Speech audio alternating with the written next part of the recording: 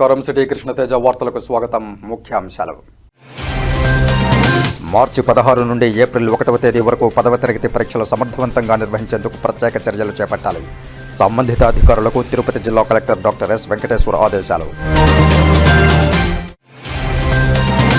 ఘనంగా తిరుపతి 896వ ఆవిర్భావ దినోత్సవ వేడుకలు, పురాణ పురుషుల వేషధారణలు, గోవిందనామ స్మరణలతో పులకించిన తిరుపతి పుణ్యక్షేత్రం.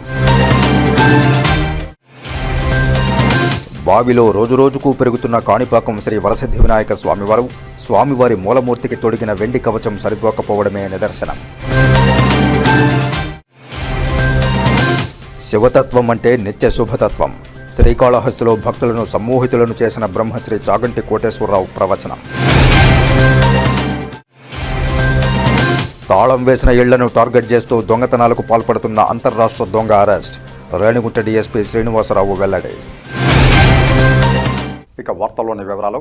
మంగళవారం ఉదయం ఏపీ సచివాలయంలోని వీడియో కాన్ఫరెన్స్ హాల్ నుంచి రెవెన్యూ క్లినిక్, పీజీఆర్ఎస్ మ్యూటేషన్, ఇతరులు, రీసర్వే, పీపీబీ డిస్ట్రిబ్యూషన్ తదితర అంశాలపై chief commissioner of land administration CCLA chief secretary G జయలక్ష్మితో కలిసి ప్రత్యేక ప్రధాన కార్యదర్శి G Sai Prasad video conference నిర్వహించారు. ఏపీ సచివాలయంలోని కాన్ఫరెన్స్ హాల్ నుంచి రాష్ట్ర అభివృద్ధి కార్యక్రమాలపైన రెవెన్యూ క్లినిక్, పీజీఆర్ఎస్ మ్యూటేషన్, ఇతరులు, రీసర్వే, పీపీబీ డిస్ట్రిబ్యూషన్ తదితర అంశాలపై సమీక్షా సమావేశం CLA నిర్వహించారు. తిరుపతి జిల్లా కలెక్టరేట్ నుండి వర్చువల్గా జిల్లా collector doctor S Venkateshwar, joint collector Govindarao, జిల్లా రెవెన్యూ అధికారి జి నరసింహులు, ఆర్డీఓలు Tirupati, Srikalahasti, Sullurupeta, Rammohan, Bhanuprakash Reddy, Kiranmayi, special deputy collector Rosemond, land and survey అధికారి అరుణ్ కుమార్, సంబంధిత అధికారులు తదితరులు పాల్గొన్నారు.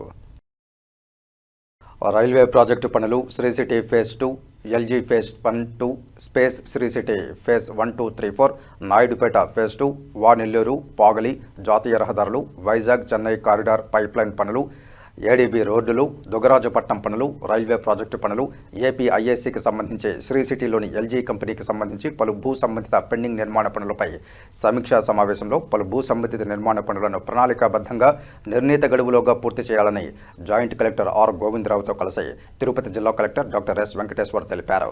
మంగళవారం తిరుపతి కలెక్టరేట్లోని మినీ సమావేశ మందిరంలో రైల్వే ప్రాజెక్టు పనులు, జాతీయ రహదారులు, వైజాగ్ చెన్నై కారిడార్ పైప్లైన్ పనులు, ఏపీ IACకి సంబంధించి దుగరాజపట్నం పనులు, Sri City phase 2, LG phase 2, Sri City phase 1-2-3-4, Naidupeta phase 2, Nellore, Pagali అంశాలకు సంబంధించిన పలు భూ సంబంధిత పెండింగ్ అంశాలు, ADB రోడ్డు పనులపై, నిర్మాణ పురోగతి పనులపై జిల్లా కలెక్టర్ వర్చువల్ విధానంలో తిరుపతి, నెల్లూరు, చెన్నై, నేషనల్ హైవే పీడీలు, రైల్వే ప్రాజెక్టు అధికారి JE Prabhakar, southern railway EE Shekhar, EE irrigation, సంబంధిత మండలాల తహసీల్దార్లు, కాంట్రాక్టర్లు తదితర సంబంధిత అధికారులతో సమీక్షా సమావేశం నిర్వహించారు. ఈ సందర్భంగా జిల్లా కలెక్టర్ డాక్టర్ ఎస్ వెంకటేశ్వర్ మాట్లాడుతూ శ్రీ సిటీ ఫేజ్ 2, ఏపీ IACలోని LG phase 1-2, Kolladam, Irugulam, Peddetipakam, Rallakuppam, Sri City phase 1, 2, 3, 4, Naidupeta phase 2, Vanellore, Pagali ప్రాజెక్టులకు సంబంధించిన పెండింగ్ భూసేకరణ పనులను త్వరితగతిన పూర్తి చేయాలన్నారు. ప్రాజెక్టులకు సంబంధించిన పెండింగ్ కోర్టు కేసులను కూడా త్వరగా పరిష్కారం అయ్యేలా చూడాలన్నారు. వెబ్ ల్యాండింగ్పై ఉన్న సమస్యలను సత్వరమే పరిష్కారం చేసే విధంగా చర్యలు తీసుకోవాలన్నారు. తిరుపతి జిల్లాలో జాతీయ రహదారుల అభివృద్ధి కోసం చేపడుతున్న జాతీయ రహదారుల నిర్మాణ పనులు, వైజాగ్ చెన్నై కారిడార్ పైప్లైన్ పనులు, రైల్వే ప్రాజెక్ట్స్ పనులు, పురోగతిలో ఉన్న పనులపై నడికుడి, శ్రీకాళహస్తి, ఏర్పేడు, పూడి, గుమ్మిడిపూండి, గూడూరు, రేణిగుంట, తిరుపతి, కాట్పాడికి సంబంధించిన రైల్వే ప్రాజెక్టు పనులను వేగవంతం చేయాలన్నారు. 6 లైన్ల రహదారుల నిర్మాణం, నాయుడుపేట, రేణిగుంట, కడప, రేణిగుంట నుండి చెన్నై రహదారుల పనులు పూర్తి చేయాలని, భూసేకరణకు సంబంధించిన సమస్యల పరిష్కారానికి చర్యలు చేపట్టాలని అన్నారు. ప్యాకేజీ 2, 3, 4 జాతీయ రహదారి పనులు సాగరమాల కింద చేపట్టిన వాటిని పెండింగ్ లేకుండా రెవెన్యూ డివిజనల్ అధికారులు, నేషనల్ హైవే అధికారులతో సమన్వయంతో చేసుకుని నాణ్యతతో పనులు పూర్తి కావాలని అన్నారు. Airport, IISER, Karakambadi, MIG layout, Thimmaji Kandriga pending భూ సమస్యల పరిష్కారానికి సత్వర పరిష్కారం తీసుకోవాలని ఆర్డీఓలను ఆదేశించారు. అలాగే R&B, Panchayati Raj, engineering, irrigation, forest, జలవనరుల శాఖ అధికారులు అందరూ కలిసి సమన్వయంతో పెండింగ్ పనులను నిర్దేశించిన గడువు లోపల పూర్తి చేయాలన్నారు. ఏపీ IAC ప్యాకేజీ 5, ఏడీబీ రోడ్లు పనులు త్వరగా పూర్తి చేయాలని తెలిపారు. ఈ సమావేశంలో తిరుపతి, శ్రీకాళహస్తి, సూళ్లూరుపేట ఆర్డీఓలు Rammohan, Bhanuprakash Reddy, Kiranmayi, land and survey records assistant director Arun Kumar, AP IIC zonal manager Vijayabharat Reddy, Sri City manager Bhagavan, సంబంధిత తహసీల్దార్లు, డిప్యూటీ తహసీల్దార్లు, సెక్షన్ అధికారులు భాస్కర్, శివప్రసాద్, శిరీష, భూసేకరణ శాఖ సిబ్బంది తదితరులు పాల్గొన్నారు. 1118వ సంవత్సరంలో ఆవిర్భవించినట్లు కొన్ని శాసనాలు స్పష్టంగా తెలియజేస్తున్న పవిత్ర పుణ్యక్షేత్రం తిరుపతి నగర పుట్టినరోజు వేడుకలు ఫిబ్రవరి 24న మంగళవారం నాడు అత్యంత వైభవంగా నిర్వహించారు. ఒకప్పుడు చిన్న గ్రామంగా ఉన్న తిరుపతి నగరాన్ని పూర్వకాలంలో వెంకటనాథపురం, గోవిందపట్నం అని పిలిచేవారని చారిత్రక ఆధారాలు సూచిస్తున్నాయి. తిరువేంగడం యాదవరాజుల పాలనలో తిరుపతి అభివృద్ధి చెందిందని, వారు నగరాన్ని సుసంపన్నంగా తీర్చిదిద్దినట్లు చరిత్ర చెబుతోంది. కాలక్రమేణా ఆధ్యాత్మిక, సాంస్కృతిక కేంద్రంగా వెలుగొందిన తిరుపతి నేడు ప్రపంచవ్యాప్తంగా ప్రత్యేక గుర్తింపు పొందింది. ఈ వేడుకలను రాయలసీమ రంగస్థలి కళావేదిక ఆధ్వర్యంలో ఘనంగా నిర్వహించారు.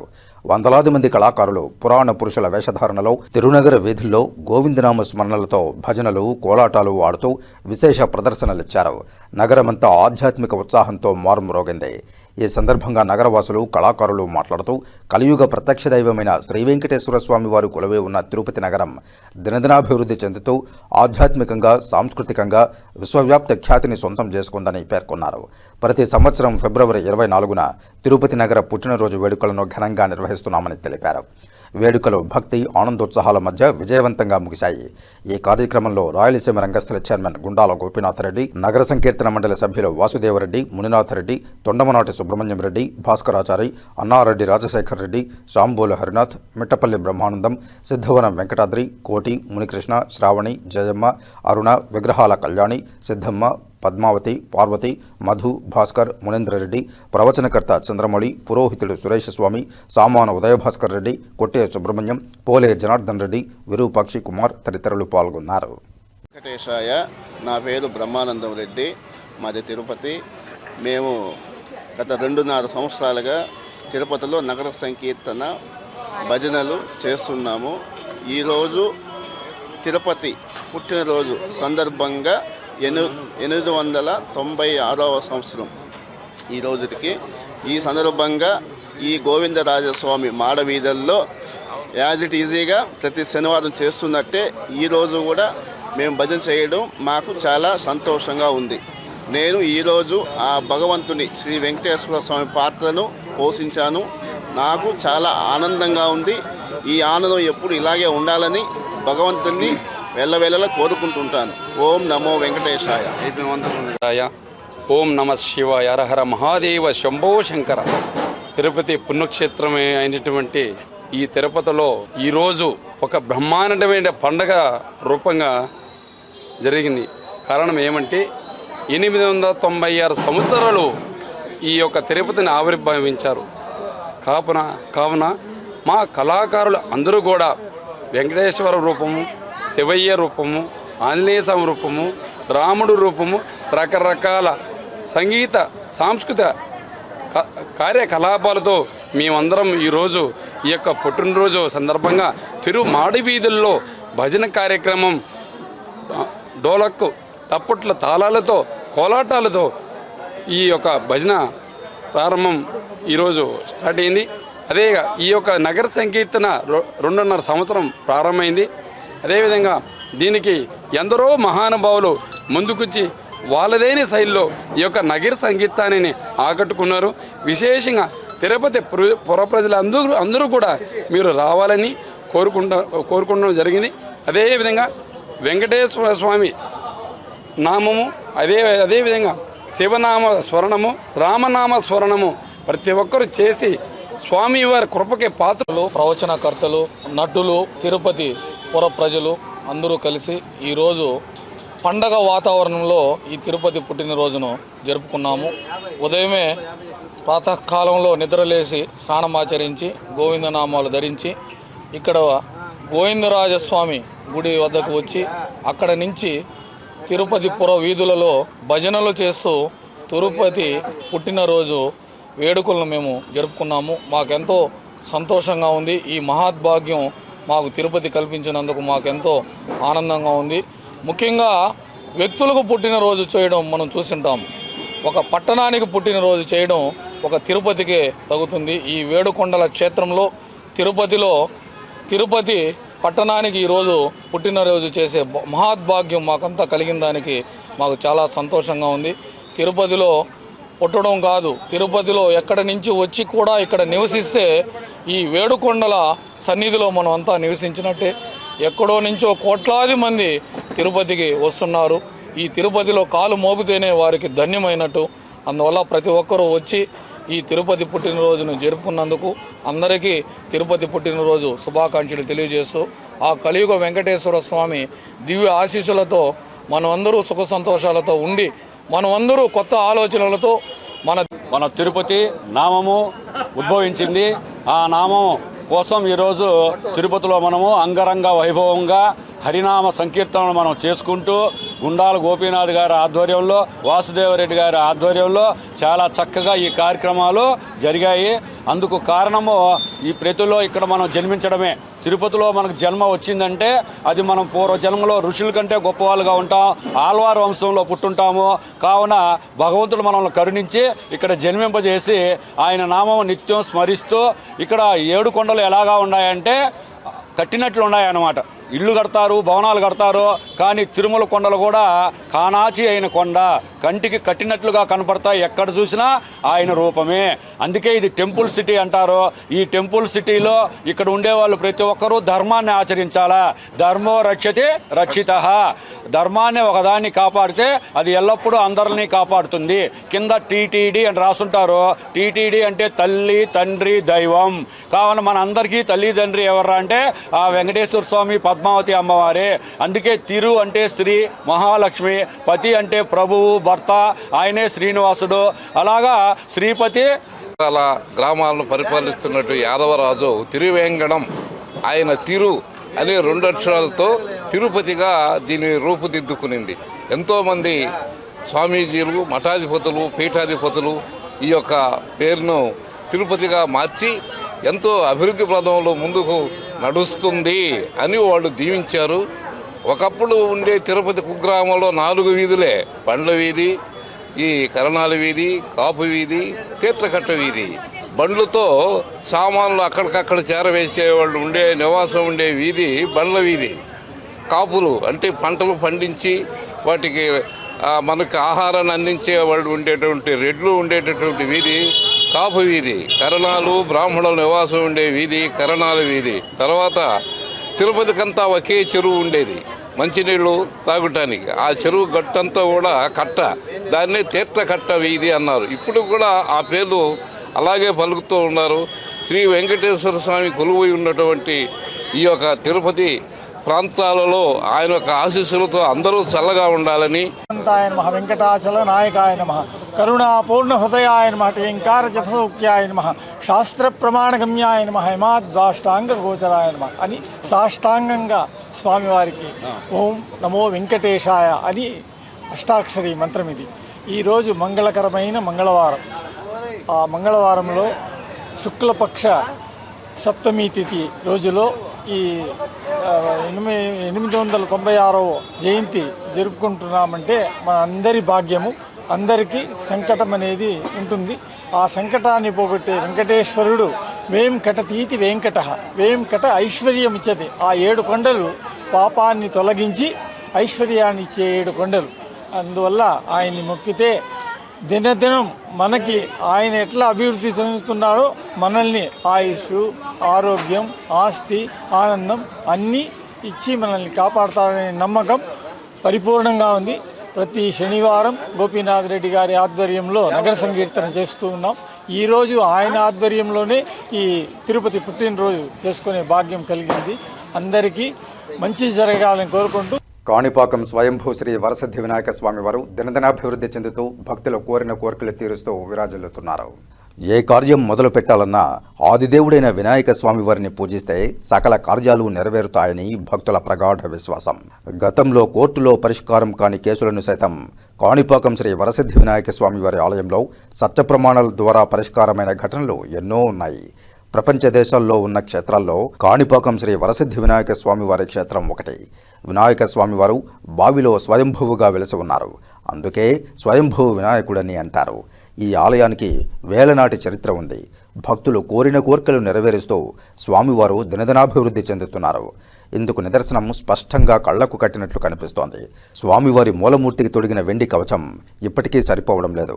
1947 సంవత్సరంలో 2.5 అడుగుల ఎత్తు, 2002 సంవత్సరంలో 4 అడుగుల ఎత్తు, ఇలా దినదిన ఆవగింజంత ఎత్తు పెరగడంతో 4 కవచాలు భక్తులు సమర్పించినవి స్వామివారికి సరిపోవడం లేదు. అందుకు నిదర్శనంగా భక్తుల సౌకర్యార్థం అధికారులు సరిపోని కవచాలను ప్రదర్శనగా ఉంచారు. 20 సంవత్సరాలకు ఒకసారి వెండి కవచాలను తొడుగుతున్నారు. ఓం గణేశాయ నమః. మన కాణిపాకం దేవస్థానం నందు మన వినాయక స్వామి స్వయంభూగా వెలుస్తున్నారు. అందరికీ తెలిసిందే. ఇక్కడ స్వామివారు ఒక బావిలో 3 అంగవికలాంగులకి దొరకడం, వారి యొక్క దర్శన మాత్రంతోనే వారికి విముక్తి కలిగించి వారికి వాళ్ళ అంగవైకల్యం పోగొట్టుకొని మళ్ళీ యథావిధిగా మంచిగా మనుషులుగా తయారవడం. సో అప్పటి నుంచి ఇక్కడ స్వామివారిని పూజించడం, కొలవడం జరుగుతూ ఉంది. ఆ బావిలో స్వామివారు మొట్టమొదటి దర్శనం ఇచ్చినప్పుడు ఓన్లీ తల వరకు దర్శనం ఇచ్చారు. అక్కడ పూజలు మొదలుపెట్టారు. అక్కడ చిన్నగా టెంపుల్ రావడం, తర్వాత చోళ రాజుల కాలంలో ఇక్కడ ఒక టెంపుల్ నిర్మించడం, దాన్ని ఈ ఉభయదారులు ముందు తరాల వాళ్ళందరూ ఈ దేవాలయం కాపాడుకుంటూ వస్తున్నాం. దేవుడు ఇప్పుడు వినాయక స్వామి ఇక్కడ స్వయంగా వెలిచి అందరికీ తమ ఆశీస్సులు కల్పిస్తూ ప్రతిరోజు నిత్యం కొంత పెరుగుతూ ఉన్నారనేది మనకి కళ్ళ ముందు కనిపిస్తున్న సత్యం.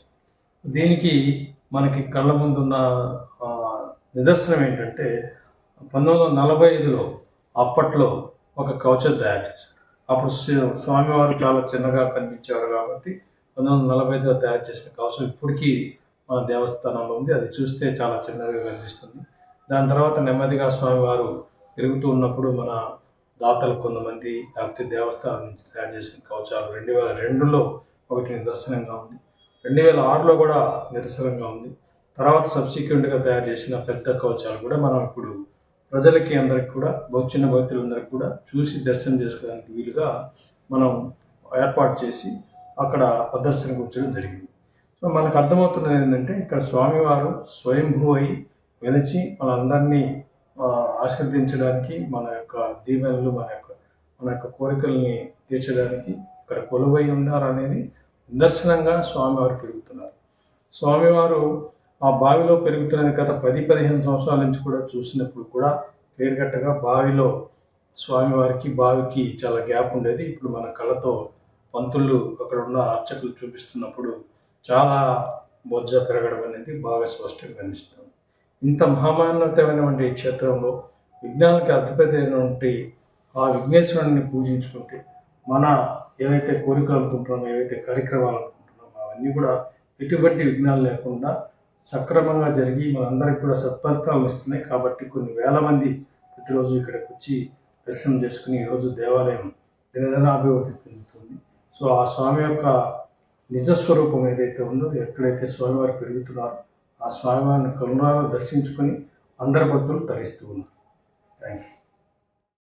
కాణిపాక నివాసాయ కామితార్థ ప్రదాజినే కైవల్యానంద రూపాయ శ్రీ గణేశాయ మంగళం.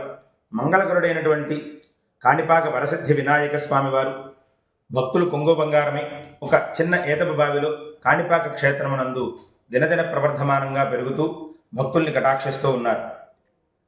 స్వామివారు దినదిన ప్రవర్ధమానంగా ఒక చిన్న ఏతపు బావిలో ఉద్భవిస్తూ పెరుగుతూ మొదలు శిరస్సు, తర్వాత తొండము, తర్వాత బొజ్జ వరకు దర్శనం మనం అందరం కూడా స్వామివారి కటాక్షం చేత దర్శనం చేస్తూ ఉన్నాం. అలాగే స్వామివారికి వివిధ సేవల్లో స్వామివారి నిజరూపాన్ని చూపిస్తూ భక్తులు తరిస్తూ ఉన్నారు. అలాగే స్వామివారు పెరుగుతూ ఉన్నారు అనడానికి నిదర్శనంగా 1945 మరియు 2002, 2006 ఆ తదుపరి కూడా మరొక కవచాలు, వెండి కవచాలు సర్వాంగంగా చేయడం జరిగింది. భక్తుల కొరకు అలాగే ప్రతి ఒక్కరూ కూడా స్వామివారిని దర్శించిన వారు ఆ కవచాలను కూడా ధరించి చూసి తరించవలసిందిగాను కోరటం అవుతున్నది. అలాగే స్వామివారు పెరుగుతూ ఉన్నారనడానికి నిదర్శనంగా ఆ కవచాలు 1945లోనూ చేయించడం జరిగింది. సుమారుగా 1.5 అడుగు కవచం మాత్రమే ఉన్నది. దానిని చూస్తే స్వామివారు పెరుగుతున్నారు అనడానికి మనకి సాక్ష్యంగా అవి నిలబడుతూ ఉన్నాయి. ఈ కాణిపాక క్షేత్రం స్వయంభూ క్షేత్రం అవ్వటం, అలాగే గణపతి స్వయం వ్యక్తమైనటువంటి గణపతి కాబట్టి మనం ఏ పని ప్రారంభించినా కూడా ఆదౌ పూజ్యో గణాధిప అంటుంది శాస్త్రం. అంటే మొట్టమొదటగా గణపతిని ఆరాధించాలి కాబట్టి ఆ గణపతిని ఆరాధించిన పిమ్మట మనం ప్రతి ఒక్క కార్యక్రమాన్ని కూడా నిర్వహించుకుంటూ ఉంటాం. అలాగే ఈ చుట్టుపక్కల గ్రామాల వారు, అలాగే రాష్ట్రాలు, ఇతర రాష్ట్రాలు, మనకి దగ్గరలో ఉన్నటువంటి తమిళనాడు, అలాగే కర్ణాటక నుంచి కూడా విశేషంగా భక్తులు వచ్చి ఈ స్వామివారు పెరుగుతున్న తీరుని చూసి ఆశ్చర్యపోతూ ఆ కవచాన్ని కూడా దర్శించి తరిస్తూ తన్మయత్వం చెందుతూ ఉన్నారు. ఇటువంటి క్షేత్రంలో ఏ పని ప్రారంభించినా, ఏ పని చేసినా కూడా ద్విగుణీకృతం అవుతుంది. అలాగే సత్ఫలితాలను ఇస్తుందంటలో ఎటువంటి సందేహం లేదు. అలాగే శ్రీ స్వామివారి చెంత చేసేటువంటి ప్రతి కార్యం కూడా నిర్విఘ్నంగా కొనసాగాలని, అలాగే ఉభయ రాష్ట్రాలందరూ కూడా సుభిక్షంగా ఉండాలని స్వామివారిని ప్రార్థన చేస్తూ ఉన్నాం. శ్రీ జ్ఞానప్రసూనాంబ సమేత శ్రీకాళహస్తేశ్వరుని బ్రహ్మశ్రీ చాగంటి కోటేశ్వరరావు కుటుంబ సమేతంగా దర్శించుకున్నారు. శ్రీకాళహస్తేశ్వర స్వామివారి దర్శనానికి విచ్చేసిన బ్రహ్మశ్రీ చాగంటి కోటేశ్వరరావుకు శ్రీకాళహస్తి శాసనసభ్యులు మాతృమూర్తి బృందమ్మ, సతీమణి రిషితమ్మ, ఆలయ ట్రస్ట్ బోర్డు చైర్మన్ కొట్టే సాయి ప్రసాద్, ఆలయ కార్యనిర్వహణాధికారి టి బాపిరెడ్డి సాదరంగా ఆహ్వానం పలికి వారికి అంతరాలయ దర్శనం, వేదాశీర్వచనం ఏర్పాటు చేశారు.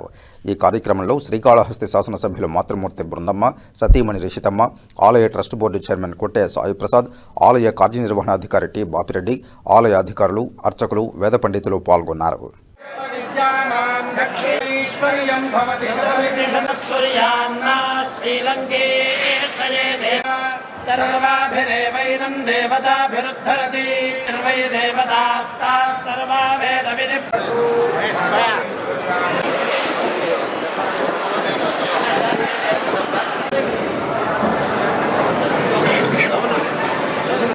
అది వెనకలు వస్తున్నారు, అందరూ చూసుకోవాలి. శివతత్వం అంటే నిత్య శుభతత్వమేనని ప్రముఖ ప్రవచనకర్త బ్రహ్మశ్రీ చాగంటి కోటేశ్వరరావు భక్తులకు వివరించారు. మహాశివరాత్రి ఉత్సవాల ముగింపు సందర్భంగా చివరి రోజున ధూర్జటి కళా ప్రాంగణంలో బ్రహ్మశ్రీ చాగంటి కోటేశ్వరరావు భక్తులకు శ్రీకాళహస్తి క్షేత్ర విశిష్టతపై పురాణ ప్రవచనం నిర్వహించారు. శ్రీకాళహస్తి క్షేత్ర వైశిష్ట్యం మహా అద్భుతమని తెలియజేశారు. ముందుగా ఎమ్మెల్యే బొజ్జల సుధీర్ రెడ్డి తల్లి బృందమ్మ, సతీమణి రిషితారెడ్డితో పాటు ఆలయ అధికారులు ఆయనకు ఘన స్వాగతం పలికారు. వేద పండితుల ఆశీర్వాదంతో ప్రవచన వేదికను ఆరంభించారు. ఈ సందర్భంగా చాగంటి కోటేశ్వరరావు మాట్లాడుతూ వాయులింగేశ్వరునిగా సజ్జోజాత ముఖంతో పశ్చిమ వైపున దర్శనమిచ్చేలా పరమశివుడు కొలువు కావడం విశేషమన్నారు. వాయువు అంటే ప్రాణానికి ప్రతిరూపమన్నారు. వాయులింగేశ్వరునిగా మానవుల ప్రతి శ్వాసలోనూ శ్రీకాళహస్తేశ్వరుడు నిరంతరం ఉంటారని ప్రవచించారు. మూగజీవులకు ముక్తిని ప్రసాదించడమే గాక వాటి పేర్లతోనే శ్రీకాళహస్తీశ్వరునిగా కొలువై భక్తుల వశం కావడానికి ఇది నిదర్శనంగా నిలిచిందన్నారు. ఇక నిష్కల్మష భక్తిని మెచ్చి కన్నప్పకు శివుని సాన్నిహిత్యంతో పాటు తొలి పూజను వరంగా ఇచ్చారని తెలియజేశారు. అలాగే కైలాసగిరులపై పార్వతీ పరమేశ్వరులు కళ్యాణ దంపతులుగా కొలువు ఉన్నారని పేర్కొన్నారు. ఆలయంలో సరస్వతీ తీర్థం, పాతాళ వినాయకుడు కొలువైన విశేషాలను వివరించారు. స్వర్ణముఖి నదీ తీరాన ఇదే క్షేత్రంలో పరమశివుడు అర్ధనారీశ్వరుడుగా ఇక్కడ స్వయంభువుగా నిలిచారన్నారు. నిత్యం ఊపిరిగా నిలవడం అదృష్టమన్నారు. ఆలయంలో జ్ఞానప్రసూన అంబికామూర్తి, దక్షిణామూర్తి కొలువై ఉన్న విశిష్టతను భక్తులకు వివరించారు. భక్తి మార్గంతోనే మానవులకు ముక్తి మార్గం చేకూరుతుందన్నారు. అనంతరం ఆలయ అధికారులు బ్రహ్మశ్రీ చాగంటి కోటేశ్వరరావును ఘనంగా సత్కరించారు. ఆయన ప్రవచనాలను వీక్షించేందుకు భక్తులు పెద్ద సంఖ్యలో వచ్చేశారు. ధూర్జటి కళా ప్రాంగణం క్రిక్కిరిసిపోవడంతో పక్కన పరిసరాల్లోనూ భక్తులు ఎంతో శ్రద్ధగా నిలబడి ఆలకించారు. ఈ కార్యక్రమంలో నియోజకవర్గ ఎమ్మెల్యే సతీమణి బొజ్జల రిషితారెడ్డి, బొజ్జల బృందమ్మ, ఆలయ చైర్మన్ కొట్టే సాయి కుమార్, ఈవో బాపిరెడ్డి తదితరులు పాల్గొన్నారు. కోట్ల జన్మల పుణ్యం ఉంటే తప్ప సాధ్యం కాదు. శ్రీకాళహస్తి క్షేత్రంలో నిద్ర చేయడం అంత గొప్ప. శ్రీకాళహస్తి కన్నా కరుణామూర్తి లోకంలో ఉంటాడా? కారుణ్యామృతవర్షిణం ఘనవిపద్గ్రీష్మచ్చిదాకర్మటం విద్యాసస్య పదోదయాయ సుమనః సంసేవ్యమిచ్ఛాకృతి నృత్యం భక్తమయూరమద్రినిలయం చించజ్జటామండలం శంభో వంచతి నీలకందర సదా త్వం మే మనశ్చాతకః. పరమేశ్వరుడు అన్నాడు, ఇంత గొప్ప కూర్చోబెట్టి పువ్వులు తీసిన వాడిని నేను చూడలేదురా. రంగస్య కూర్చాయతే గండూషాంబు నిషేచనం పునరిపూర్ దివ్యాభిషేకాయతే. ఆ నోట్లో ఉన్న ఎంగిలి నీళ్లు శివలింగం మీద ఉంచాడు. అయిందా అభిషేకం, తింటావా ఇప్పుడు అన్నాడు. పరమేశ్వరుడు అన్నాడు, అబ్బో ఇంత దివ్యమైన అభిషేకం ఇప్పటిదాకా నాకు ఎవరూ చెయ్యలేదురా.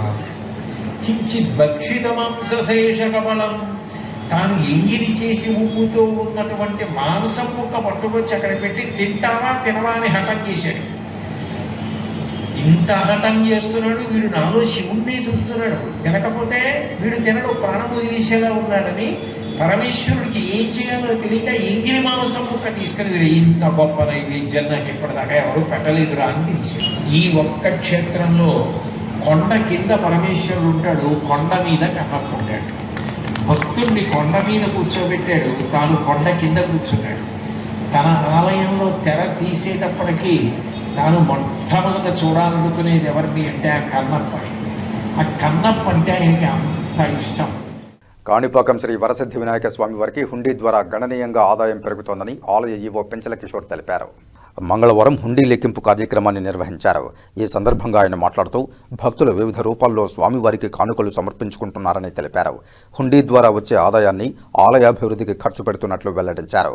మరింతగా ఆలయం అభివృద్ధితో పాటు భక్తులకు అన్నప్రసాదంతో పాటు మెరుగైన దర్శనం కల్పించేలా భక్తులకు అన్ని రకాల సేవలు అందిస్తున్నామన్నారు.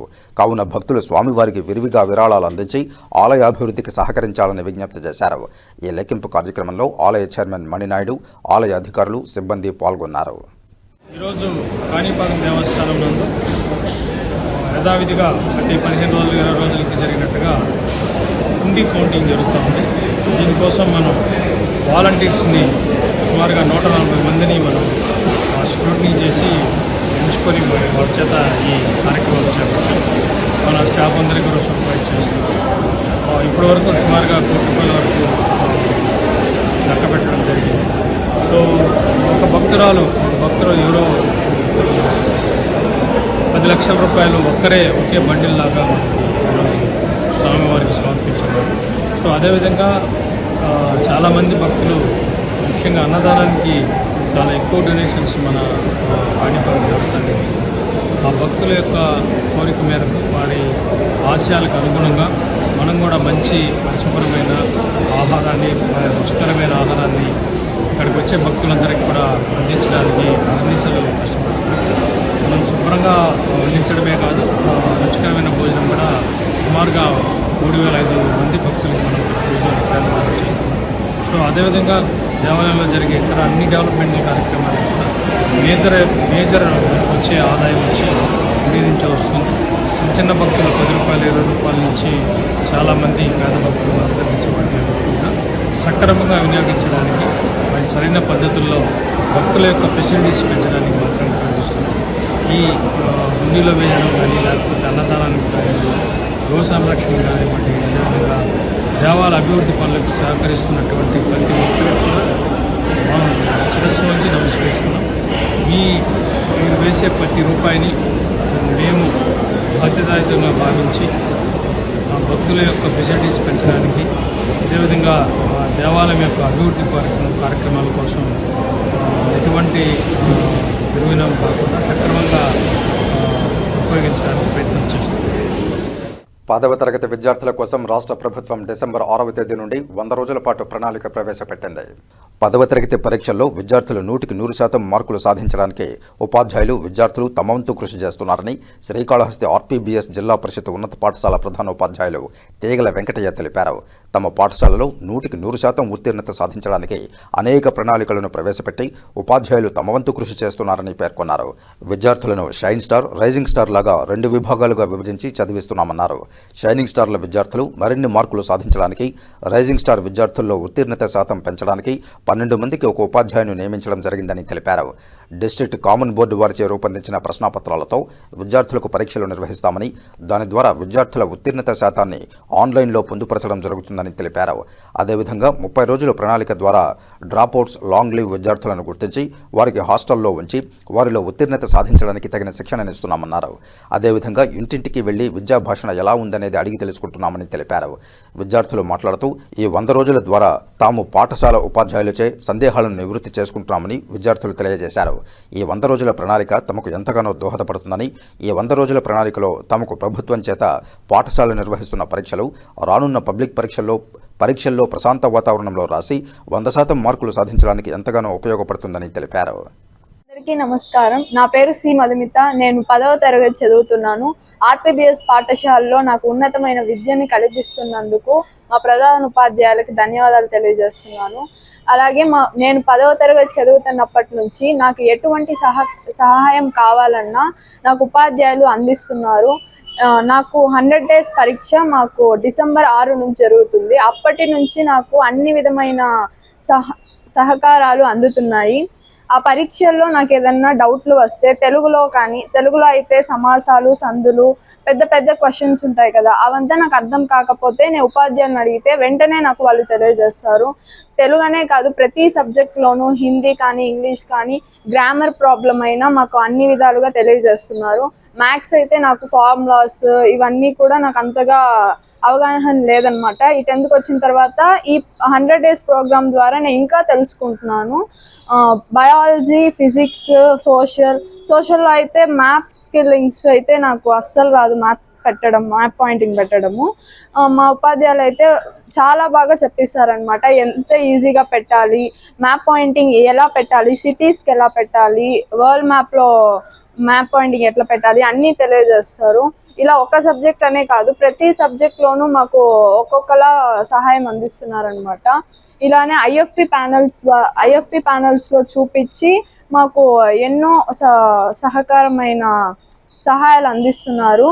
దాంతో మాకు అర్థం కాని ఇంగ్లీష్ గ్రామర్ అయితే ప్రతిరోజు 100 డేస్ ప్రోగ్రామ్ ముందైతే ప్రతిరోజు మా సార్ చెప్తూ ఐఎఫ్పి ప్యానల్లో కొన్ని అదర్గా వేరే వాళ్ళ టీచర్స్ చెప్పేవాళ్ళు, అవన్నీ కూడా మాకు పెట్టి చూపించేవాళ్ళు. గవర్నమెంట్ పెట్టే వీడియోస్ అన్నీ మాకు ప్రతిరోజు వాళ్ళు ఏం పెడుతున్నారు అని మాకు తెలియజేసి అది మా ద్వారా ప్రాక్టీస్ చేపిస్తున్నారు అనమాట. ఇది ప్రతి సబ్జెక్ట్లోనూ ఇలాగే జరుగుతుంది.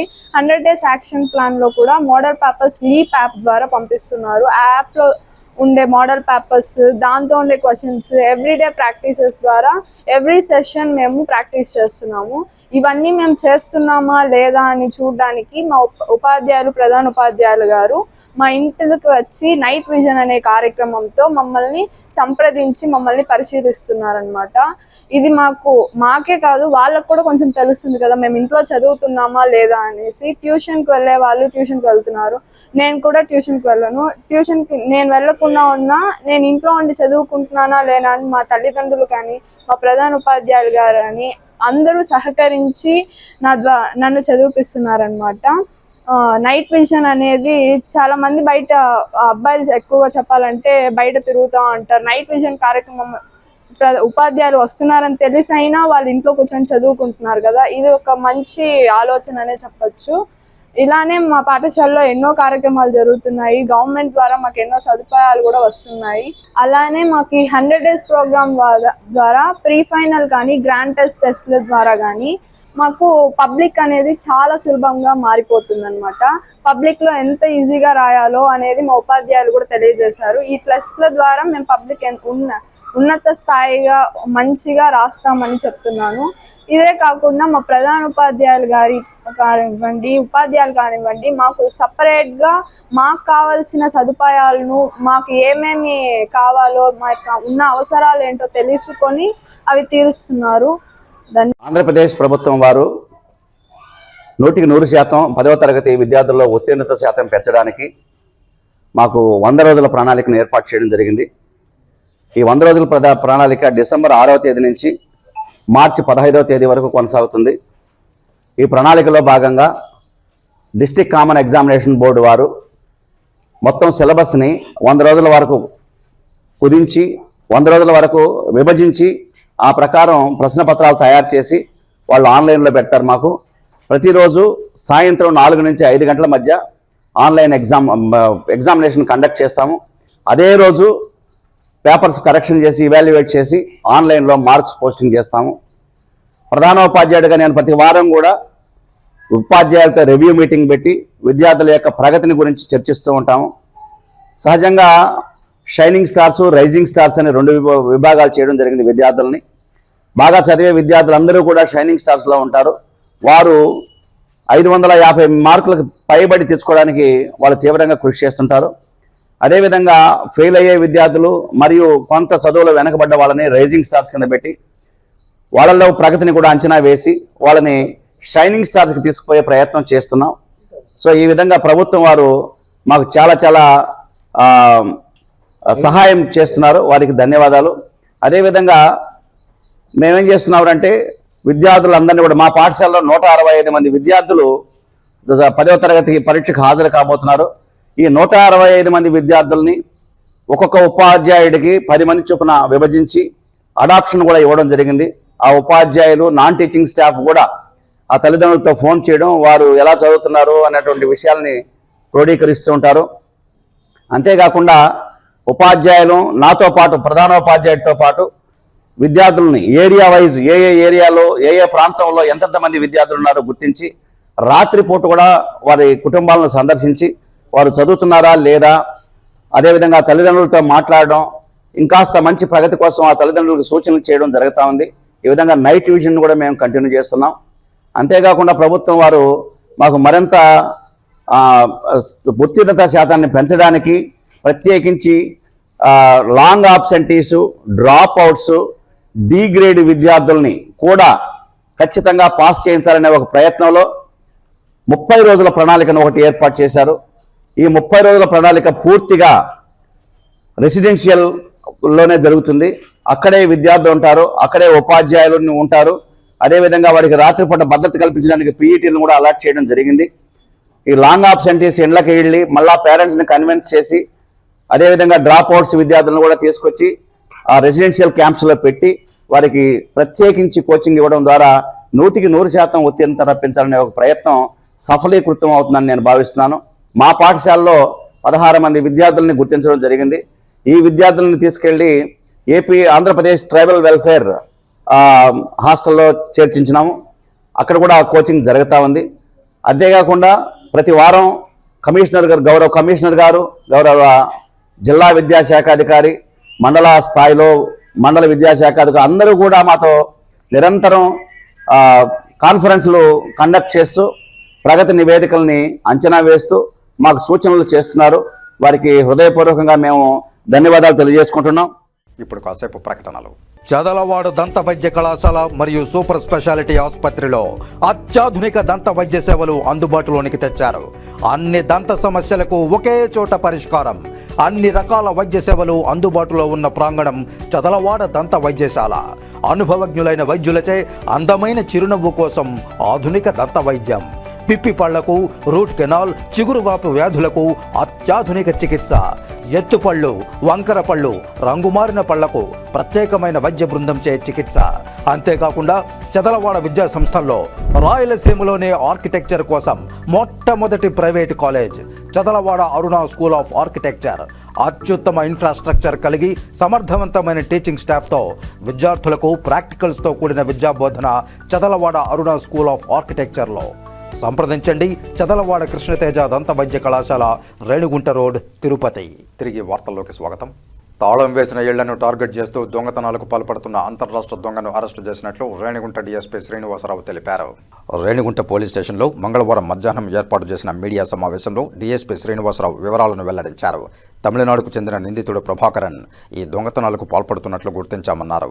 రేణిగుంట సమీపంలో నిఘా ఉంచి అతనిని అదుపులోనికి తీసుకుని సుమారు 15 లక్షల రూపాయలు విలువ చేసే 97 గ్రాముల బంగారం, 110 గ్రాముల వెండిని స్వాధీనం చేసుకున్నట్లు రేణిగుంట పరిసర ప్రాంతాల్లో ప్రత్యేకంగా నిఘా ఉంచి నిందితుడిని అదుపులోనికి తీసుకున్నట్లు డీఎస్పీ శ్రీనివాసరావు తెలిపారు.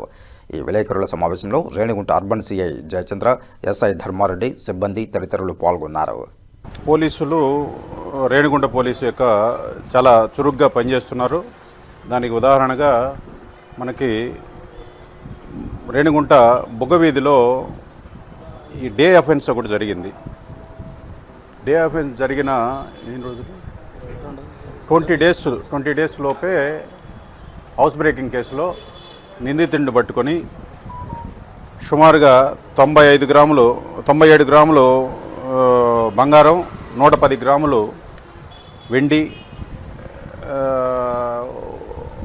విలువ సుమారుగా 14 నుంచి 15 లక్షల వరకు విలువైన సొత్తును రికవర్ చేసుకోవడం జరిగింది. ఇతను ప్రభాకర్ అనే నేరస్తుడు, తమిళనాడుకి సంబంధించిన అతను ఈ నేరం చేస్తున్నాడు. గతంలో తమిళనాడులో 3 పోలీస్ స్టేషన్స్లో ఇతని మీద కేసులు ఉన్నాయి. ఒక చిన్న క్లూ ఆధారంగా, టెక్నికల్ క్లూ ఆధారంగా ఈ నేరస్తుడిని గుర్తించడం జరిగి ఈరోజు రేణిగుంట సిఐ గారు జయచంద్ర, ఎస్ఐ గారు ధర్మేంద్ర, దీంట్లో స్పెషల్ టీమ్గా ఏర్పడిన పిసి రాజశేఖర్, పిసి బారుషా అండ్ మిగతా స్టేషన్ సిబ్బంది వీళ్ళందరూ కూడా సమిష్టిగా దీని మీద వర్కౌట్ చేసి ఈ నిందితుడిని పట్టుకొని రికవర్ చేయడం జరిగింది. ఈ సందర్భంగా ఎస్పీ గారు వీళ్ళందరినీ కూడా ప్రత్యేకంగా అభినందించారు. రేపు క్రైమ్ మీటింగ్లో వీళ్ళకి ప్రత్యేకంగా సార్ యొక్క చేతుల మీదుగా రివార్డ్స్ ఇవ్వడం జరుగుతుంది. ఈ నేరాలు జరగడానికి మనం అవకాశం ఇవ్వకుండా ఉండేందుకోసంగా LHMS police department LHMS app అనేది ఒకటి తీసుకురావడం జరిగింది. అది చాలా సంవత్సరాలుగా ఉంది. దాన్ని ఎవరైనా మీరు కనుక బయటికి వెళ్తున్నట్లయితే, ఊరికి వెళ్తున్నట్లయితే గూగుల్ ప్లే స్టోర్ ద్వారా LHMS యాప్ని డౌన్లోడ్ చేసుకుంటే మీ ఇంటికి సీసీ కెమెరాలు వచ్చి బిగిస్తారు. మళ్ళీ మీరు తిరిగి ఊరి నుంచి వచ్చేంతవరకు కూడా ఆ కెమెరాల సర్వేలెన్స్ అట్లానే కొనసాగుతాయి. ఈ నేరాలని మనం అరికట్టవచ్చు. అట్లనే ఒక వీధిలో ఉండేవాళ్ళు ఒక 10 మంది 15 మంది కుటుంబాలు ఒకటిగా ఏర్పడి ఆ బజార్లో కెమెరాలు పెట్టుకున్నా కూడా మనం ఈ అపరిచిత వ్యక్తులు, ఈ ఆస్తి నేరం చేసేవాళ్ళని అరికట్టడానికి, మన 2 వీలర్స్ దొంగతనాలని అరికట్టడానికి కూడా ఇది ఉపయోగపడుతుంది. కాబట్టి ప్రజలు అప్రమత్తంగా ఉండి ఈ సీసీ కెమెరాలని ఎక్కువగా వాళ్ళ ఇళ్ళకి, వాళ్ళ వీధుల్లో బిగించే విధంగా చర్యలు తీసుకోవాల్సిందిగా పోలీసు శాఖ తరఫున మిమ్మల్ని అందరినీ కూడా కోరుకుంటున్నాను. Thank you.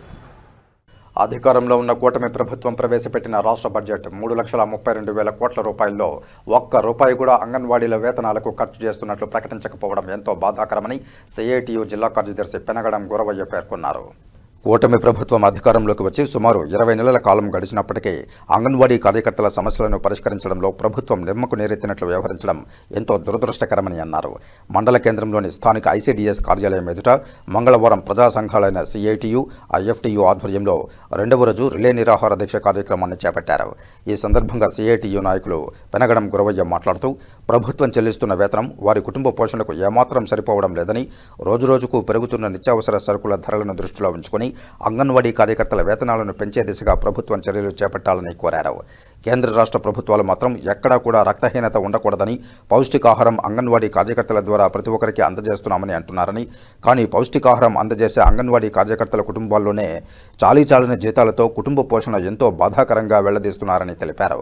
అంగన్వాడీల న్యాయమైన సమస్యలను ప్రభుత్వం పరిష్కరించేంత వరకు సిఐటియు వారికి అండగా ఉండి పోరాటాలు చేస్తూనే ఉంటుందని తెలిపారు. అలాగే సుప్రీంకోర్టు ఇచ్చిన తీర్పు ప్రకారం సమాన పనికి సమాన వేతనం కింద ప్రతి ఒక్క అంగన్వాడీ కార్యకర్తకు 26,000 రూపాయల జీతం ఇవ్వాలని, ప్రభుత్వ సంక్షేమ పథకాలు వర్తింపజేయాలని, మినీ సెంటర్లను మెయిన్ సెంటర్గా మార్చాలని ప్రజా సంఘాల తరపున డిమాండ్ చేశారు. అలాగే ఈ నెల ఫిబ్రవరి 25, 26, 27 తేదీల్లో జిల్లా కలెక్టర్ కార్యాలయ ఎదుట రిలే దీక్షలు చేపడతామని తెలిపారు. ఈ కార్యక్రమంలో సిఐటియు నాయకులు గంధమ్మణి, రాజా, రేవతి, పుష్ప, సక్కుబై, IFTU నాయకులు జాకీర్, కల్పన తదితరులు పాల్గొన్నారు. ఈరోజు అంగన్వాడీలో 2వ రోజు రిలే నిరాహార దీక్ష కొనసాగిస్తూ ఉన్నారు. వాళ్ళ న్యాయమైన డిమాండ్లు పరిష్కరించాలని చెప్పేసి అనేక దఫాల ఈ ప్రభుత్వం అధికారంలోకి వచ్చిన తర్వాత మంత్రులకి, ఎమ్మెల్యేలకి, అదేవిధంగా కింద స్థాయిలో ఉన్న అధికారులకు అందరికి కూడా కలిసి వాళ్ళు వినతి పత్రాలు ఇవ్వడం జరిగింది. ప్రభుత్వం ఏమాత్రం వాళ్ళ సమస్య పట్ల స్పందించలేదు కాబట్టి విధిలేని పరిస్థితుల్లో ఈరోజు రిలే నిరాహార దీక్షలో కొనసాగిస్తూ ఉన్నారు. గత ప్రభుత్వం 42 రోజులు దీక్షలు చేసి పోరాటం చేసినప్పుడు తెలుగుదేశం పార్టీ నాయకులు, కార్యకర్తలు అందరూ కూడా దీక్షల వద్దకు వచ్చి మేము మీకు సపోర్ట్గా ఉంటాం, మీకు అండగా ఉంటాం. మన ప్రభుత్వం వస్తుంది, మన ప్రభుత్వం వచ్చిన తర్వాత మీ న్యాయమైన సమస్యలను కూడా పరిష్కారం చేస్తామని చెప్పి హామీ ఇచ్చి ఈరోజు అధికారంలోకి వచ్చి 20 నెలలు అవుతున్నప్పుడు కూడా ఈరోజు రాష్ట్ర బడ్జెట్లో చాలా గొప్పలుగా చెప్పుకునే విధంగా 3,32,000 కోట్లు ఈరోజు రాష్ట్ర గవర్నమెంట్ బడ్జెట్ ప్రవేశపెట్టింది. కానీ ఒక్క మాట కూడా అంగన్వాడీ గురించి, వేతనాల గురించి, అదేవిధంగా స్కీమ్ వర్కర్లకి 7 సంవత్సరాల నుంచి ఇంతవరకు ఒక్క రూపాయి పెంచలా. 7 ఏళ్ళ నుంచి పెట్రోల్, డీజిల్, నిత్యావసర వస్తువులు ఎన్ని రేట్లు పెరిగినాయో ఒకసారి ప్రభుత్వం మానవత్వతో ఆలోచించాలని చెప్పేసి నేను ప్రభుత్వాన్ని కూడా కోరుతా ఉన్నాను. కాబట్టి వాళ్ళ న్యాయమైన డిమాండ్లు ప్రధానంగా వాళ్ళ జీతాలు పెంచాలని చెప్పి అడుగుతా ఉన్నారు. వాళ్ళ సమస్య పరిష్కరించేంత వరకు సీటుగా మేము అండగా ఉండి పోరాటాన్ని ఉధృతం చేస్తామని చెప్పేసి ప్రభుత్వాన్ని హెచ్చరిస్తా ఉన్నాం. ధర్నాకి ముఖ్య కారణం ఏంటంటే గత 20 నెలలుగా ఈ ప్రభుత్వం వచ్చింది. ఈ ప్రభుత్వం వచ్చిన 20 నెలలకి మీకు జీతాలు మేము రాగానే వెంటనే జీతాలు పెంచుతామనేసి చెప్పడం జరిగింది. మా ధర్నాలో గతంలో 42 రోజులు మేము ధర్నా చేశాము. ఆ ధర్నాలోకి వచ్చి మా టెంట్ దగ్గరికి ఇదే విధంగా మేము టెంట్ వేసుకొని ఉన్నాము. ఆ టెంట్ దగ్గరికి వచ్చి చెప్పడం జరిగింది. కానీ ఇప్పుడు అంగన్వాడీ వాళ్ళు ఎక్కడున్నారనేది కూడా అనుకోవడం లేదు, పట్టించుకోవడం లేదు.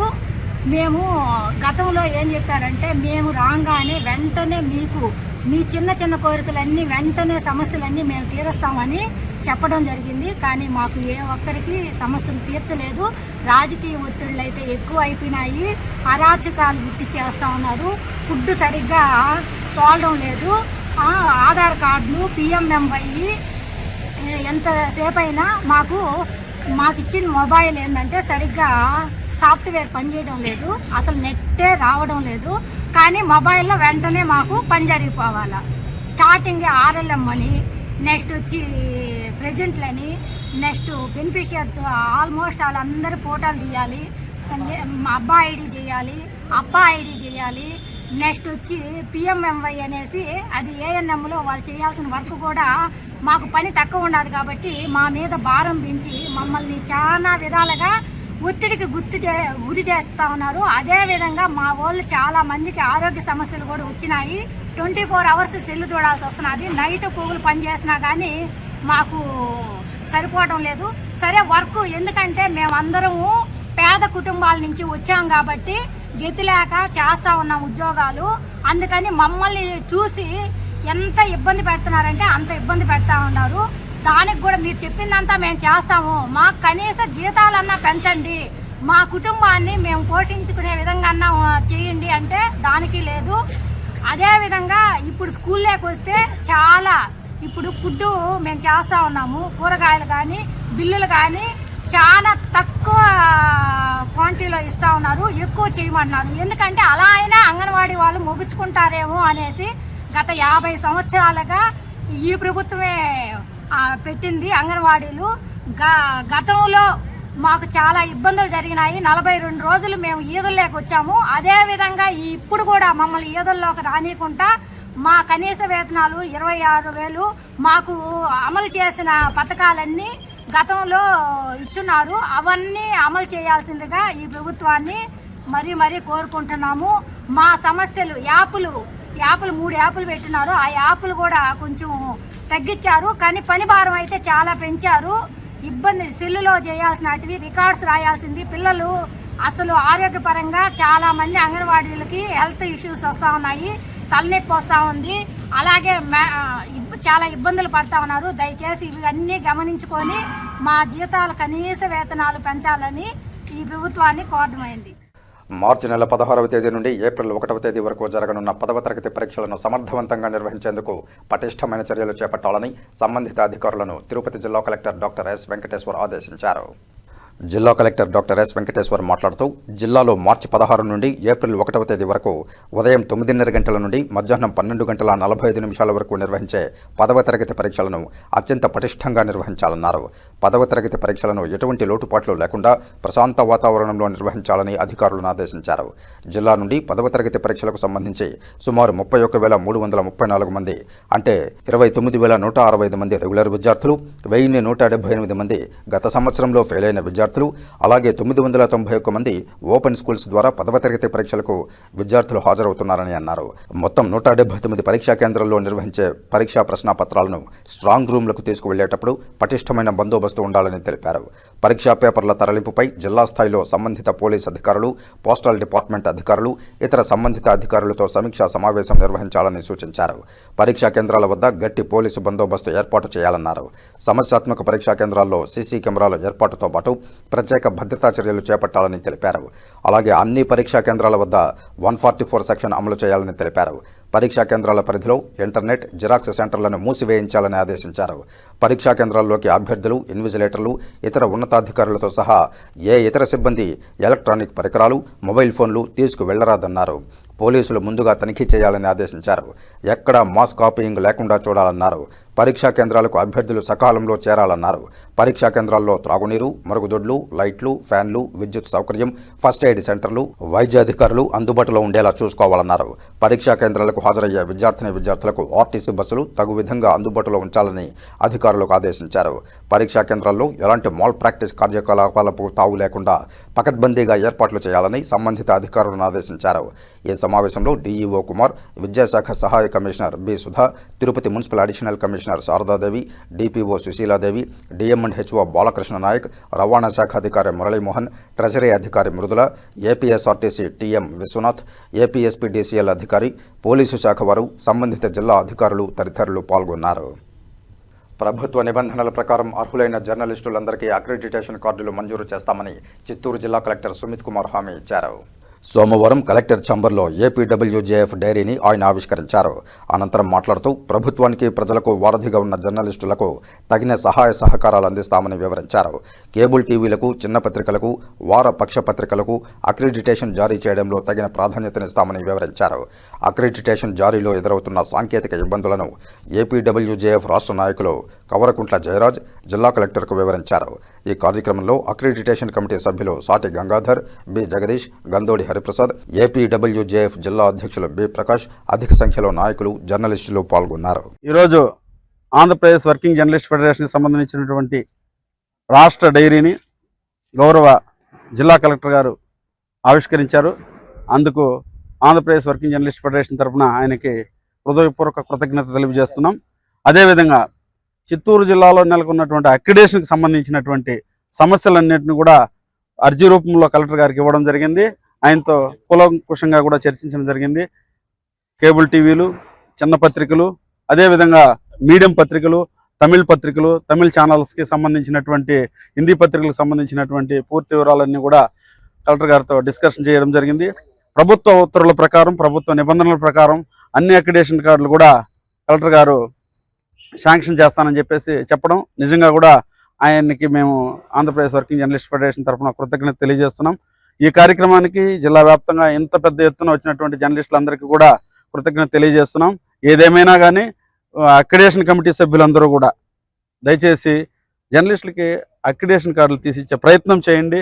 అంతేగాని వ్యక్తిగతమైనటువంటి విద్వేషాలకు పోయి అక్రిడేషన్లు అడ్డుకోవడం అనేది కరెక్ట్ పద్ధతి కాదు. ఇది ఇంతవరకు యూనియన్ల చరిత్రలో ఇలాంటి సంఘటనలు ఏది కూడా పునరావృతం కాలేదు. దయచేసి మనం అందరం కూడా కష్టపడి ప్రభుత్వం ఇచ్చినటువంటి అక్రిడేషన్ కార్డులని సాధించుకునే ప్రయత్నం చేయాలి, కానీ ఈ కోటాన్ని తగ్గించుకునే ప్రయత్నం చేయడం అనేది కరెక్ట్ కాదు. అక్రిడేషన్ సభ్యులందరూ కూడా ఏకతాటిపై నిలబడతారు. అదేవిధంగా ఆంధ్రప్రదేశ్ వర్కింగ్ జర్నలిస్ట్ ఫెడరేషన్ తరఫున, అదేవిధంగా ఎలక్ట్రానిక్ మీడియా తరఫున ఉన్నటువంటి మా కమిటీ సభ్యులందరూ కూడా దీనిపైన నిరంతరం పోరాడతారు. అదేవిధంగా కలెక్టర్ గారు చాలా సానుకూలంగా స్పందించినారు. ఈ సందర్భంగా ఆయనకి ప్రత్యేకమైనటువంటి కృతజ్ఞత తెలియజేస్తున్నాం. అదేవిధంగా జర్నలిస్టుల పైన ఉన్నటువంటి క్రిమినల్ కేసులకు సంబంధించి కూడా కలెక్టర్ గారు చాలా క్లారిటీగా ఇచ్చారు. అంటే ఎఫ్ఐఆర్ నమోదు చేయడమే కాదు, ఆ కేసులో గ్రావిటీ ఎంత ఉంది, నిజంగా కూడా ఈ రకమైనటువంటి ఒక పారదర్శకమైనటువంటి ఒక చర్చ జరగడం కలెక్టర్ గారితో చాలా సంతోషదాయకం. ఈ సందర్భంగా ఆయనకు అభినందనలు తెలియజేస్తున్నాం. హాజరైనటువంటి జర్నలిస్ట్ సోదరులందరూ కూడా ఏపీడబ్ల్యూజేఎఫ్ తరఫున కృతజ్ఞత తెలియజేస్తున్నాం. భూ కబ్జాదారుల నుండి తమను కాపాడాలని పనపాకం గ్రామ పంచాయతీ జక్కలవారిపల్లి గ్రామానికి చెందిన చంద్రిక మంగళవారం తిరుపతి ప్రెస్ క్లబ్లో కుటుంబ సభ్యులతో కలిసి ఆవేదన వ్యక్తం చేశారు. ఆక్రమించారు, మా మీద దౌర్జన్యాలు చేస్తున్నారు. మా ల్యాండ్ని ఆక్రమించిన దానికి గాను మేము కోర్టులో కేసులు వేశాము. వివాదాలు జరుగుతున్నాయి. మమ్మల్ని రాజీ బొమ్మను బెదిరించారు. రాజీ పోలేదని మళ్ళీ మా భూమిని, వేరే భూమిని ఆక్రమించారు. మేము ఇంట్లో లేని సమయంలో మా మామిడి చెట్లు, పూత ఉన్న 30 సంవత్సరాల మామిడి చెట్లు, అరటి చెట్లు, టేక్ చెట్లు అన్నిటిని వేళ్లతో సహా తగిలించేసి జేసీబీ సహాయంతో పించింగ్ వేసి గేట్లు కట్టారు. ఇదేమని అడిగిన దానికి మా మీద దౌర్జన్యం చేశారు.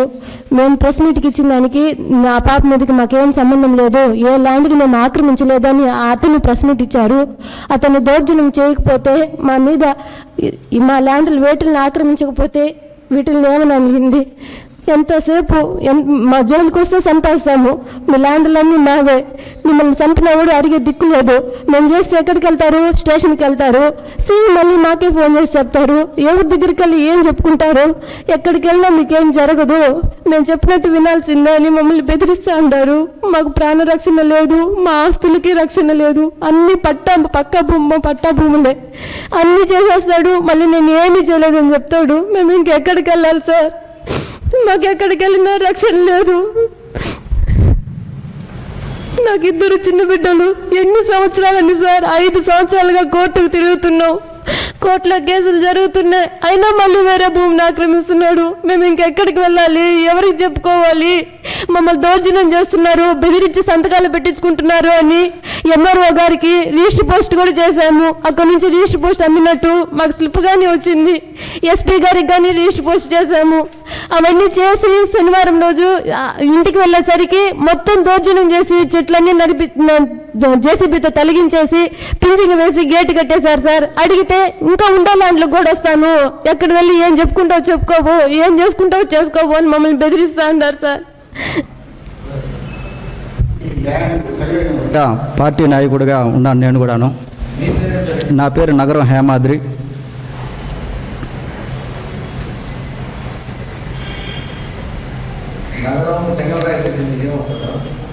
నగరం చెంగల్ శెట్టి దాయాదులు. అవును అవును.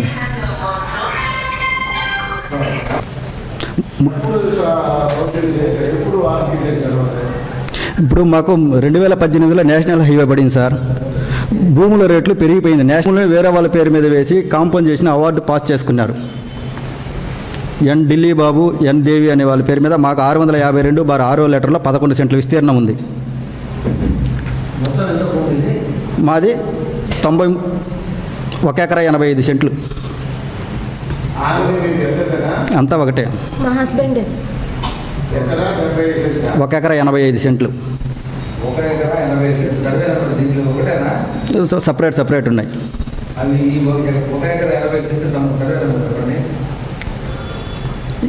652A1 92 సెంట్లు.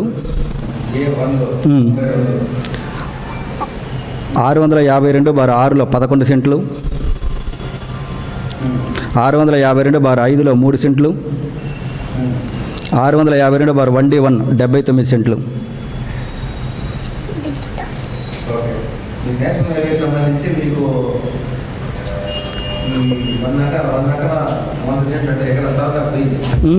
ఒక 30 సెంట్లు దాకా వెళ్ళిపోయింది. 30 సెంట్లో మా పేరు మీద 20 సెంట్లకు అవార్డు పాస్ చేశారు. 10 సెంట్లు వేరే వాళ్ళ పేరు మీద అవార్డు పాస్ చేశారు. ఈ భూములు వేరే వాళ్ళకి ఇతను తీసిచ్చేశాడు ముందుండి. నగరం దేవి, ఢిల్లీ బాబు వాళ్ళకి 25 లక్షల చిల్లర. చూడండి అవార్డు కాపీ. ఈ డబ్బును మేము పోయి అడిగిన దానికి మా డబ్బులు మీరు ఎట్లా తీసుకుంటారనే దానికి మా భూములనంతా కబ్జా చేస్తున్నాడు. ఒక్కొక్క చోటుకి వచ్చి. నగరం చెంగలరాయల శెట్టి వేరే వాళ్ళకి ఇప్పించి 25,24,000.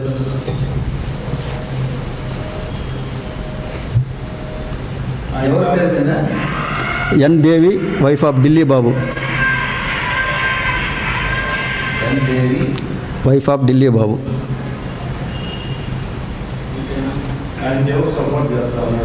అయినా చెంగలరాయ శెట్టి అని అతను.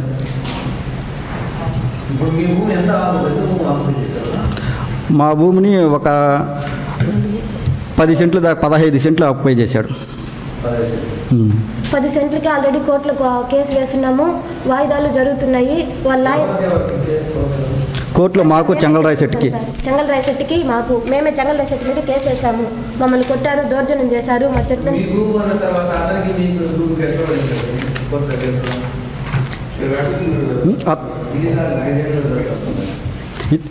ఇప్పుడు మా భూమికి అతనికి ఎలాంటి సంబంధం లేదు. మాకు ప్రెస్ మీట్ పెట్టాడు. మేము మొన్న మా భూమి కబ్జా చేశాడని మేము పెట్టాము.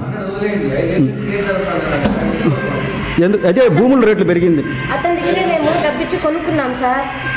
మాకు ఆన్లు 1,60,000కి మాకు అమ్మాడు.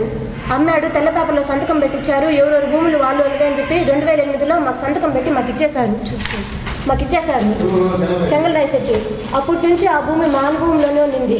2008లో ఇచ్చేసిన అతను 2020 దాకా గమ్మునుండి మళ్ళీ 2020లో షణ్ముగం చెట్టి జ్యోతమ్మ అనే వాళ్ళకి ఆన్లైన్లో ఉంది. మీకు ఇచ్చిన భూమి నేను ఇది కాదు, మీకు ఇక్కడ నుంచి ఇట్టే ఇచ్చినాను, ఈ కొంచెం భూమి, ఈ 6 సెంట్ల భూమి నగరం జ్యోతమ్మది అని చెప్పి మా మీద దౌర్జన్యం చేసి మా చెట్లు, ఈ బొప్పాయి చెట్లు, సీతాఫలం చెట్లు అన్నీ పెట్టున్నాం అక్కడ. వాటిలన్నిటిని నరికేశారు. మేము అడిగిన దానికి చెంగల్రాయ సెట్ దగ్గర మేము 20 సెంట్లు కొన్నాము 2008లో. అవును సార్, ఆయన అమ్మాడు. ఆయన జల్లి సుబ్రహ్మణ్య అతని దగ్గర నుంచి కొనుక్కున్నాడు. జల్లి సుబ్రహ్మణ్యం అనే అతనికి మా తాత వాళ్ళ భర్తే అమ్మారు. కాబట్టి మా తాత సొత్తే కదా ఇది, మా తాత సొత్తు మాకే కావాలి అని చెప్పి నేను అడగటంతో వీళ్ళు 16 సెంట్లని ఈ చెంగల్రాయ శెట్టి అమ్మేశారు ఆల్రెడీ. అమ్మేసిన ద్వారా మా ఆయన కోర్టు నోటీస్ ఇస్తే కోర్టు నోటీసుకు గాను ఇతని దగ్గర 1,60,000 తీసుకొని ఆ భూమిని మాకు హ్యాండ్ ఓవర్ చేశారు 2008లో. 2008 నుంచి 2020 వరకు మా హ్యాండ్ ఓవర్లోనే ఉన్న భూమిని ఇప్పుడు మళ్ళీ మీది కాదు ఇది, నేను మీకు ఇది అమ్మలేదు, నేను మీకు తెల్ల పేపర్లోనే సంతకం పెట్టించినాను, అది మీకు చెల్లదు, ఎక్కడ పోయి ఏం చేసుకుంటావు చేసుకోపో, ఇది వేరే వాళ్ళది, ఆన్లైన్లో వేరే వాళ్ళకి ఉంది అని 10 సెంట్లు కబ్జా చేసేసాడు సార్. 20 సెంట్లో 10 సెంట్లు కబ్జా చేశాడు. ఆ కబ్జా చేస్తున్నప్పుడు చెట్లు అవన్నీ ఉన్నప్పుడు నరుకుతుంటే మేము ఫోటో తీసాము. ఫోటో తీసిన దానికి మమ్మల్ని కొట్టారు. మా మామగారిని జనవరి 10వ తేదీ వాయిదా జరిగింది. రాజీపోమని వాళ్ళ ఆయనతో చెప్పంపించారు. మేము రాజీపోమని చెప్పాము. రాజీపోమని చెప్పిన దానికి మళ్ళీ ఇప్పుడు 1D1 లెటర్లో 4 సెంట్లను కబ్జా చేసి శనివారం రోజు 4 సెంట్లను కబ్జా చేశారు. మేము ఇంట్లో లేము, తిరుపతికి వచ్చున్నాము. మేము సాయంత్రం ఇంటికి వెళ్ళేసరికి సార్ అక్కడ ఏమీ లేదు, ఒక చెట్టు లేదు, ఏమీ లేదు, అంతా క్లీన్ చేసేసి పించింగ్ చేసేసి గేట్లు పెట్టేస్తున్నారు సార్. అప్పుడు మేము ఇంటికి వచ్చే టైంలో కూడా జేసీపీ అక్కడే ఉంది, మనుషులు అక్కడే ఉన్నారు. వీడియో తీసాము, వీడియో చూడండి. శనివారం సార్.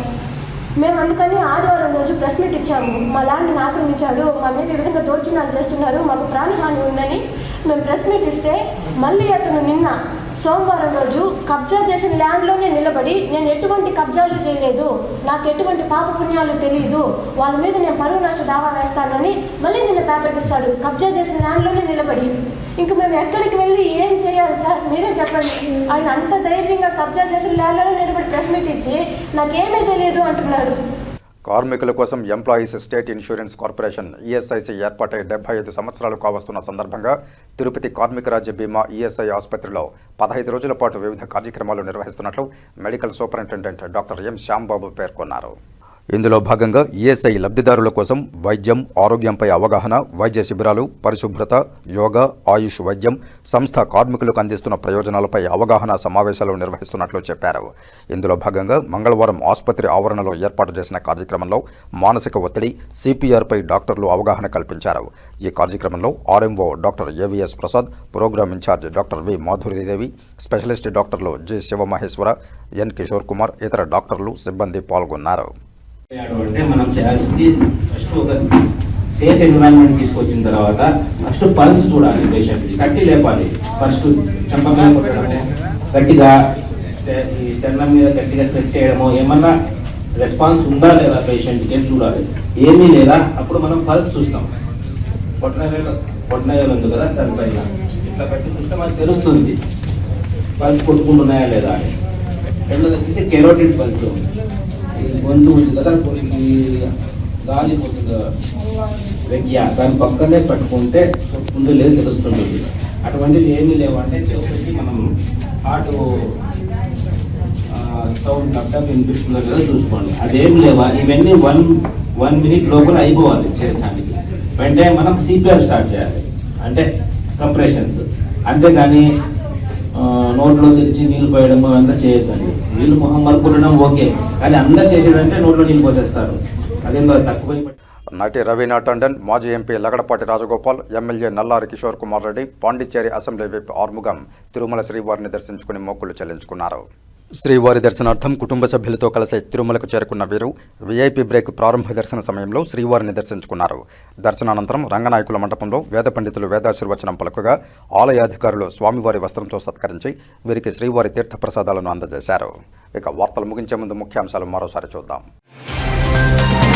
మార్చి 16 నుండి ఏప్రిల్ 1వ తేదీ వరకు 10వ తరగతి పరీక్షలు సమర్థవంతంగా నిర్వహించేందుకు ప్రత్యేక చర్యలు చేపట్టాలి. సంబంధిత అధికారులకు తిరుపతి జిల్లా కలెక్టర్ డాక్టర్ ఎస్ వెంకటేశ్వర ఆదేశాలు. ఘనంగా తిరుపతి 896వ ఆవిర్భావ దినోత్సవ వేడుకలు, పురాణ పురుషుల వేషధారణలు, గోవిందనామ స్మరణలతో పులకించిన తిరుపతి పుణ్యక్షేత్రం. బావిలో రోజురోజుకు పెరుగుతున్న కాణిపాకం శ్రీ వరసిద్ధి వినాయక స్వామివారు, స్వామివారి మూలమూర్తికి తొడిగిన వెండి కవచం సరిపోకపోవడమే నిదర్శనం. శివతత్వం అంటే నిత్య శుభతత్వం. శ్రీకాళహస్తిలో భక్తులను సమ్మోహితులను చేసిన బ్రహ్మశ్రీ చాగంటి కోటేశ్వరరావు ప్రవచనం. తాళం వేసిన ఇళ్లను టార్గెట్ చేస్తూ దొంగతనాలకు పాల్పడుతున్న అంతర్రాష్ట్ర దొంగ అరెస్ట్. రేణిగుంట డీఎస్పీ శ్రీనివాసరావు వెల్లడి. ఈ వార్తలు ఇంతటితో సమాప్తం. నమస్కారం.